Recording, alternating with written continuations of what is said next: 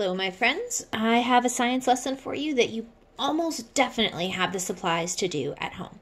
So this lesson is called Air Takes Up Space. Some of you have done this experiment before and some of you haven't, but it's always a good reminder, and this is something you can go test on your own in your kitchen so that you're doing something with your hands. Because remember that your hands are part of how you interact with the work that you are trying to get into your brain. So if you're just sitting and watching me and never doing anything with your hands, you're not going to get very good learning out of it. So air takes up space is what you can record in your journal.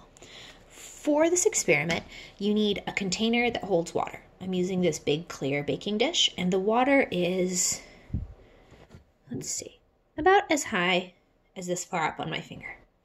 You need a jar that you can see through, or a glass. I'm using this little measuring cup.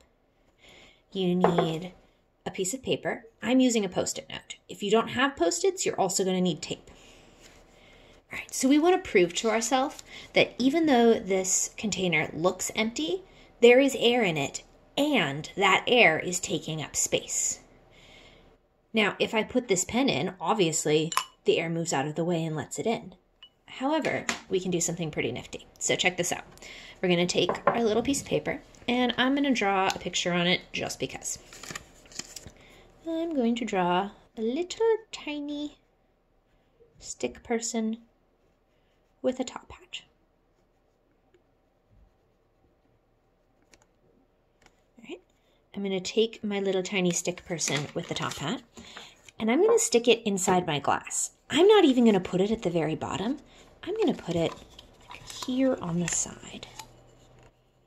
Now you can see if I set this down next to the water level is up to here, which means that the paper definitely looks like it's going to go underwater. You're going to take your glass and you're going to lower it down into the water as flat as you can. So let's lower it in. It's going to try and bounce back up on you. Just hold your finger there. All right, now let's rotate it. Let's look at our little guy in there. How is he doing?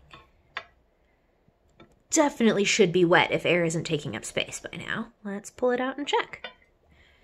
Be careful when you do this that you don't let any water drip down the side or you're going to mess up your experiment.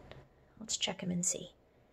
Totally dry, completely dry. It's like magic. It is actually just science, however. The reason that it is completely dry is because the air is taking up space. Now, if I lower this in at an angle, then some of the air can escape to make room for the water. Let's try that. See that bubble? That was some air escaping. That's more air escaping, more air escaping. Now, I don't know if you can tell, but I assure you, this is very wet now. There you go. Look, you can see the paper getting all funky. If you turn it, the air can escape, and the water can move in to take the place. But if you keep it perfectly trapped, the air can't escape once you seal it against the water. So all the air that is in there has to stay in there. It has nowhere to escape to, so it takes up that space, and the water can't get in. Feel free to investigate this on your own. If you have food coloring around, maybe you want to put a drop of food coloring in the water just to make it a little easier to see and a little more interesting. I'm doing this at my kitchen table and I don't have food coloring, so that's okay. Remember, when we're working at home, things are a little bit different. Go ahead and give it a try on your own. You can observe your results and write them down like a science experiment if you want. If you're feeling inspired to do more science, remember that a scientist doesn't just go to the kitchen and mix random stuff together.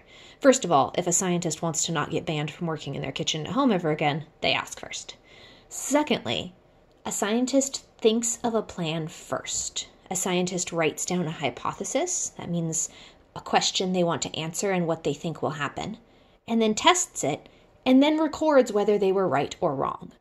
Remember, for a scientist, being right is not the goal. Doing a good experiment is the goal. So go out, do some science, and if you discover something cool, let me know. Bye, everyone.